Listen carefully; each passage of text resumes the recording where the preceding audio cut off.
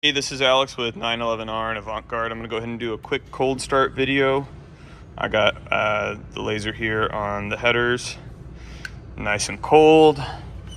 On this side as well, you can see nice and cold. I've run the engine nice and cold. I'm going to go ahead and get back to the exhaust. You can see it's dual GT pipe.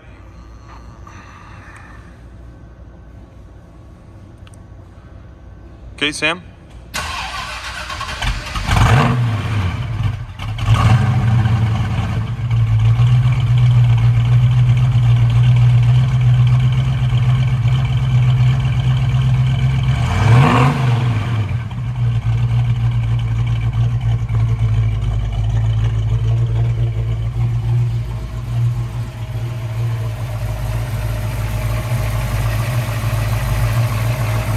Everything works as it should.